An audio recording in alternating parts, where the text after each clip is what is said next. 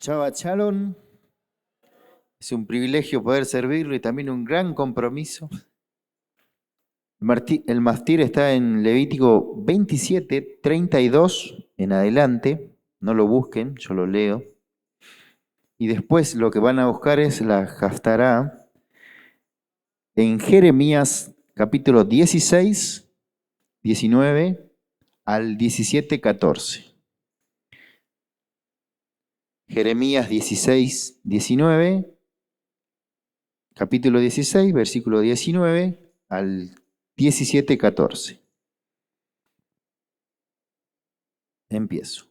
1 de cada 10 animales que pasan debajo de la vara cuando son contados es para el diezmo. Por lo tanto, tanto sea del ganado mayor como del ganado menor, esto deberá ser consagrado al Eterno como diezmo. No se debe hacer distinciones entre animales buenos o malos, ni tampoco se puede cambiar por otro. Y si lo cambia, tanto el original como el sustituto quedarán consagrados y no podrán redimirse los dos. Estos son los mandamientos que el Eterno le diera a Moisés para los israelitas en el monte Sinaí. Hasak, Benit Hasek. Se ha terminado un nuevo libro. ¿Ya están en Jeremías 16, 19? ¿Sí? Bien.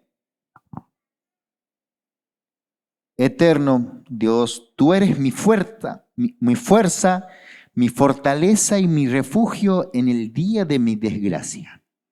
Las naciones vendrán a ti desde todos los confines de la tierra y dirán, era toda falsedad la idolatría que heredamos desde nuestros ancestros, todo nulo y sin propósito alguno. ¿Acaso puede el hombre hacerse dioses? Esos no son ni siquiera dioses. Por eso mira, les informo a ellos en este momento que les daré a conocer mi mano y mi poder para que reconozcan que mi nombre es Yahvé. Capítulo 17. La transgresión de Judá está inscrita con un lápiz de hierro, está grabado como una piedra de mineral muy duro, por lo tanto no se puede grabar, y está grabada en su corazón y en las salientes de sus altares. Con la misma forma, todos los hijos recuerdan también los altares y los árboles de Aserá, árboles de idolatría, junto a todos los árboles sobre las altas colinas. Idólatras de las montañas alrededor del campo, la fortuna y de los tesoros de ustedes, los integraré al saqueo debido a los altares que fabricaron de idolatría dentro de sus territorios. Serás forzado a abandonar la herencia que te entregué. Te esclavizaré a tus enemigos en una tierra desconocida para ti, pues encendieron el fuego de mi ira y arderá para siempre. Así dice el Eterno. Maldito el hombre que deposita su confianza en el hombre y que se apoya en la fuerza de los mortales y su corazón se aparta del Eterno.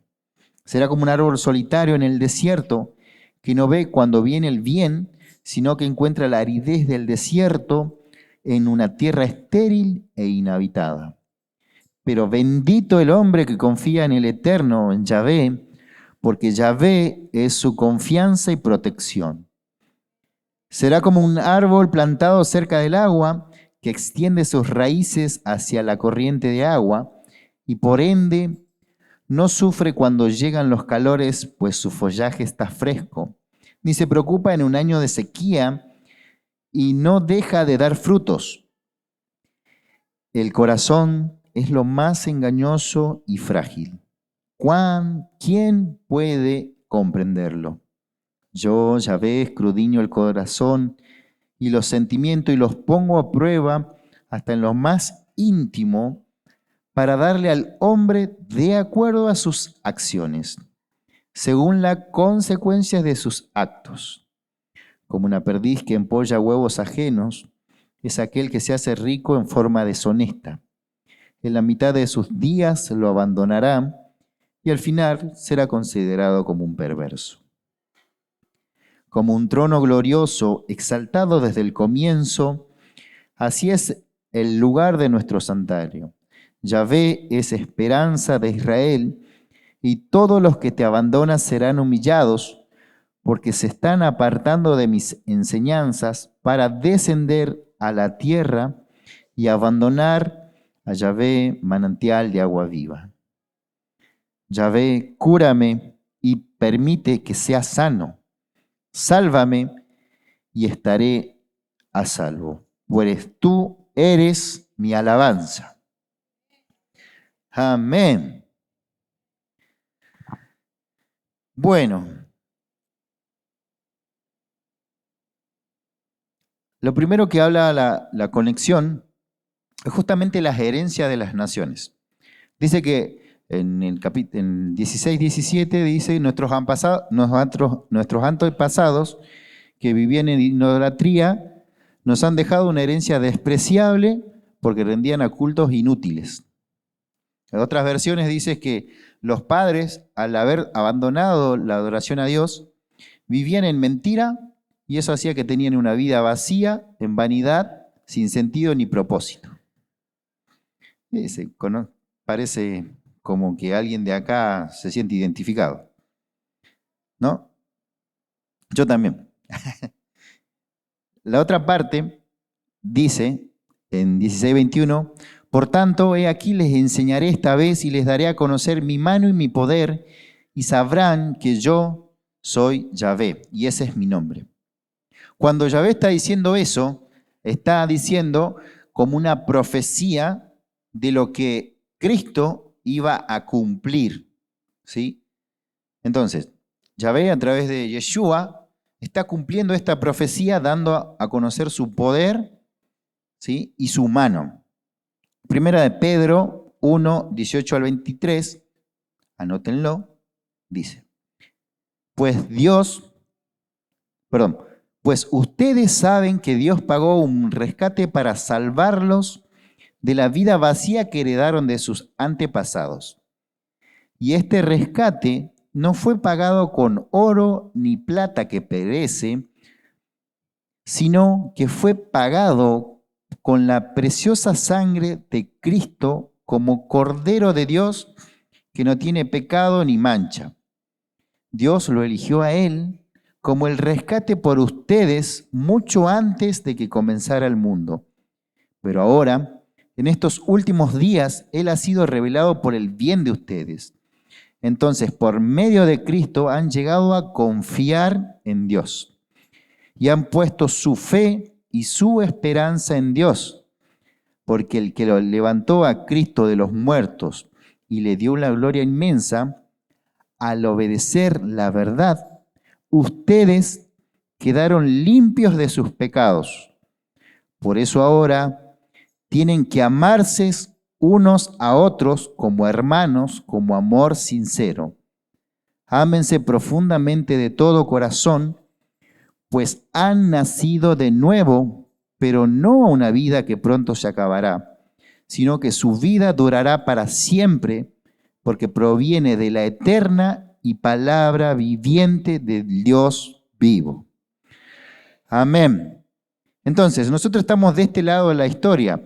Venimos de una herencia, ¿sí?, de padres idólatras que de alguna u otra forma nos dejaron como consecuencia una vida sin propósito, ¿sí? Y con esa vida sin propósito nos han dejado un montón de creencias que al día de hoy, de alguna u otra forma, nos siguen gobernando o nos siguen influyendo. Pero en Yeshua no solamente estaba la profecía de que iba a manifestarse con la casa de Israel, sino también para los que ya habían sido esparcidos. Para ir más adelante, ustedes no lo busquen, pero lo leímos en la Haftará y decía, Jeremías 17 del 1 al 4, habla que el pecado, ¿sí?, de Judá estaba grabado como tan permanente que no se iba a grabar, ¿sí? Y eso ocasionó consecuencias. Entonces, ¿por qué el pecado de Judá estaba escrito de esa forma que no se podía borrar? Por su desobediencia e hipocresía al realizar inclusive los sacrificios o acercamientos a Dios. Y mientras los hacía, también iban adoptando creencias idolátricas. De alguna u otra forma estaban diciendo adorar a Dios, pero ya se iban familiarizando con creencias, como decía acá, de los árboles de Aserá, de levantar culto en las montañas. De alguna forma se iban mezclando y sus creencias se iban asociando, pero dejando de lado al Eterno. ¿Qué ocasionó todo esto? Lo que ya saben, la destrucción de los dos templos, el pueblo llevado al exilio, llevado a Babilonia. Pero si nos ponemos a pensar, es muy bueno que acá dice, cerca del 4, que por haber hecho eso ellos iban a perder la herencia que habían recibido de Yahvé. Y hasta yo pensaba que, bueno, la herencia que hemos recibido de Yahvé la podemos como interpretar que eran todas las cosas materiales, el bienestar, la tierra, pero en el fondo la herencia más preciosa de Yahvé es su favor y vivir con Él. Ellos teniendo la oportunidad de vivir con Dios, la despreciaron. Entonces, llevándolo a nuestra vida, nosotros venimos de personas que de alguna u otra forma buscaban a Dios, pero no lo conocían. Y teníamos un montón de creencias, ¿sí?, en fan de ese Dios, pero que no era el Dios vivo. Y todos nos damos cuenta por las consecuencias que teníamos. Vivíamos como una vida sin sentido y de acuerdo a cómo íbamos creciendo íbamos para un lado y para el otro. Pero acá, si nos vamos al 17:5, da algo muy clave. Maldito el hombre que confía en el hombre y se apoya en su propia fortaleza, apartando su corazón de Yahvé. Acá la interpretación de varios es como, maldito el hombre que confía en otro hombre. ¿Sí? La mayoría creo que hemos recibido la enseñanza que el que es maldito es el que no confía en Dios, pero sí confía en otro hombre. Pero la realidad, en el fondo de esto, el secreto es, maldito el hombre que confía en el hombre y se apoya en su propia fuerza, ¿sí?, y se aparta su corazón de Dios. Y si lo llevamos para allá, habla de los beneficios de la obediencia y también las advertencias con respecto a las desobediencias. Si lo llevamos más a lo natural, vamos a hablar de la plata y también de la entrega hacia Dios. Acá decía que los que confían en Dios serán benditos y los que confiaban solamente en sus propias fortalezas iban a ser malditos, pero no solamente por confiar en sus propias fortalezas, sino por haberse apartado de Dios. ¿Sí?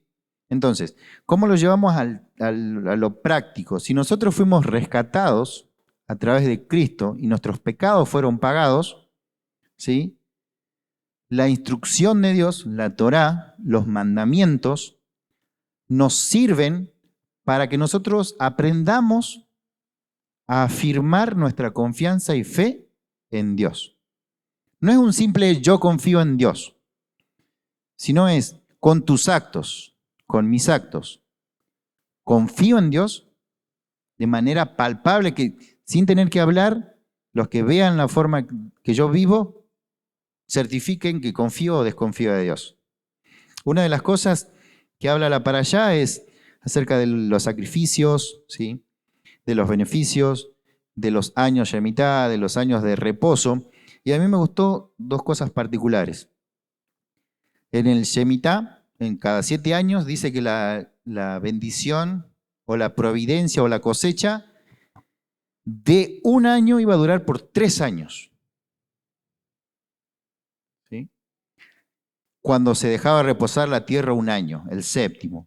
Y después, si leemos, el maná que se daba en el 6º día era doble. ¿Sí? Entonces tenemos Shabbat, doble porción, doble para 2 días. El Shemitá para 3. ¿Sí? Si nos ponemos a pensar, hay una herencia y una creencia que nos han dejado los que nos criaron de alguna forma. No es mala, pero sí es limitante. El tema con respecto al trabajo y al dinero. Muchos nos enseñaron que tenemos que, para tener plata o obtener, tenemos que dar dos cosas, tiempo y esfuerzo. ¿Sí? Entonces, todos aquellos que queremos avanzar y crecer económicamente, ¿qué es lo que se nos propone? Dar tiempo y esfuerzo. Y si yo quiero más cantidades de dinero, ¿qué tengo que hacer? Trabajar más horas o meter más esfuerzo en mi cuerpo. Y eso de alguna forma es como la representación, ¿sí?, de ganarse el pan con el sudor de la frente. ¿Sí? Y una de las formas que a veces se nos han programado es a entregar tiempo y esfuerzo como sueldos, ¿sí?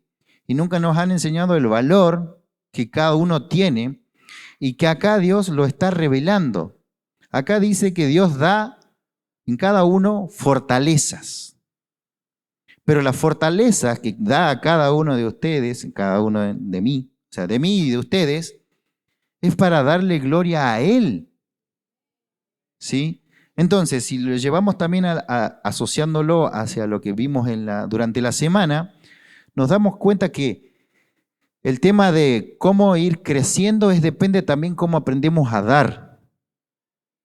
Y acá hay los que no dan, por ejemplo, los que todavía no saben dar el diezmo, corbán, o aprender a guardar el Shabbat y las fiestas, se están limitando. Y no es una maldición, sino que es una realidad. ¿Por qué? Porque el que da o el que guarda su mano de dar, en el fondo está dominado por la carencia y por el miedo. Acá en la parashá hablaba del diezmo. El diezmo representa el 10%. En la actualidad dicen como que, bueno, los únicos que se enriquecen con el diezmo son los que lo reciben, o los pastores. Pero el diezmo no enriquece al que recibe, sino al que aprende a darlo, pero con una conciencia y también con una creencia que si tenemos es porque hemos recibido.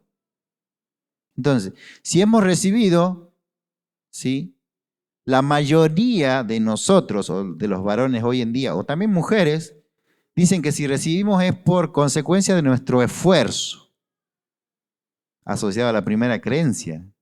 Entonces, como yo me esfuerzo, ¿sí?, no voy a dar a alguien lo que yo recibí. Pero en eso limita a que miren, vamos a hacer algo bien simple, muy lógico, pero llévenlo a sus vidas. Si yo recibo 100, doy el diezmo, me quedaría solamente 90%, ¿verdad? ¿Sí? Ok. ¿Cómo adoptamos esa forma de dar cuando uno confía que Dios es el proveedor? ¿Sí? Y lo consagra. ¿Sí? Es como de lo que recibimos nosotros consagramos hacia Dios para que ese 90% pase de ser 90 a múltiplos. No es lo mismo el 100% de 100, de 100.000 pesos, por ejemplo, que el 90% de 1.000.000. ¿Se entiende? A eso me estoy refiriendo. Y para la prosperidad económica, tenemos que aprender a romper con nuestro ego de que si no salimos, Dios no nos da. Porque acá decía que cuando nosotros obedecíamos, Dios nos iba a hacer como árboles plantados junto a ríos de agua viva, que aun cuando había sequía, iba a haber providencia. Entonces, eso ataca directamente al fondo de nuestro corazón, de que cuando damos, no tenemos menos, sino que al consagrar la 10ª parte, Dios multiplica y también tenemos que pedir sabiduría para administrar. ¿Sí? Y con esto no quiero decir que, bueno, si queremos grandes ingresos, no hay que ni esforzarse ni dar tiempo. No estoy diciendo eso. Sino que hay que dar tiempo, hay esfuerzo, pero a donde más tenemos que poner tiempo y esfuerzo es en trabajar nuestras creencias idolátricas que nos esclavizan. ¿Sí? Entonces, y hay otro punto. Lo hablaba con mi esposa y me dijo, amor, viste que hay algunas veces que nosotros tenemos ingresos así, y cuando hace así, del otro lado aparecen como puertas que se van el dinero. Esa es otra consecuencia de esa falta que a veces cometemos y no nos damos cuenta. ¿Sí? Acá decía que el pueblo de Judá iba a ser que la herencia que había recibido la iban a llevar otros y además él iba a ser esclavo. La primera parte es de esclavo con respecto a los tiempos. Y la otra es que uno puede tener grandes ingresos, pero no significa que sea próspero. Porque hay una ley espiritual que es, si vos no estás bien con Dios, le metas todo el esfuerzo que tengas y le metas la cantidad de tiempo que tengas, si vos no estás bien con Dios, así como entró, quitándote el tiempo, quitándote el esfuerzo, se va. ¿Sí? A mí me pasa, era como que antes me pasaba, llegaba el aguinaldo, ¡pum!, se rompía algo. Pero en el fondo nos pone a pensar justamente eso, el hecho de que todo lo que recibimos es por gracia. ¿Tenemos que salir, esforzarnos, trabajar, invertir tiempo? Sí.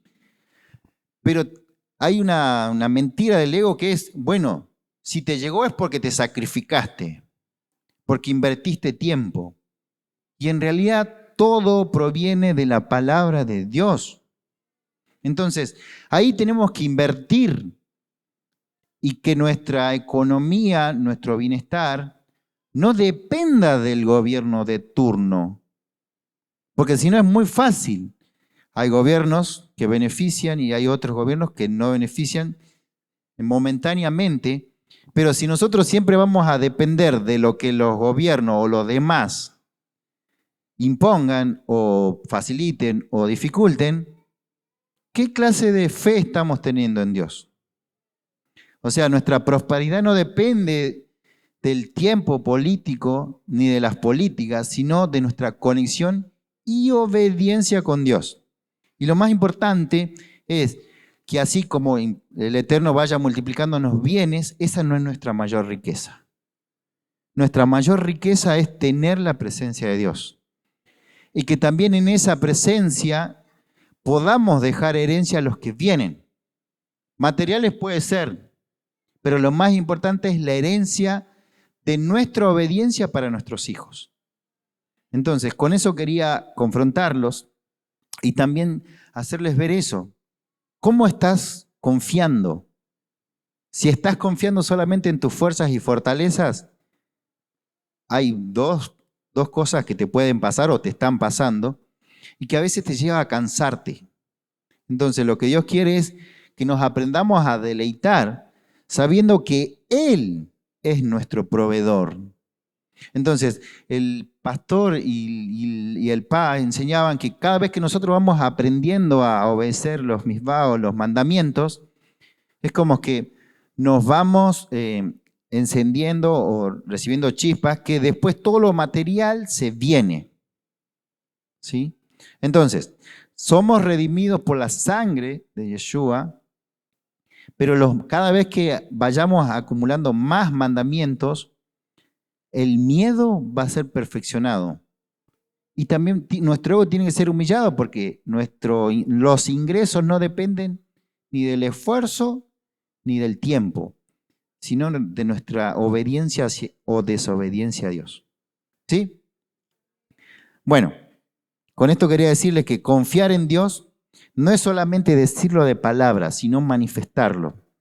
Entonces los animo, los invito a que aprendan a obedecer el tema del diezmo, el Shabbat y todos los mandamientos que vamos, porque la recompensa siempre está en consecuencia a cada acto, y eso es lo que decía el Eterno.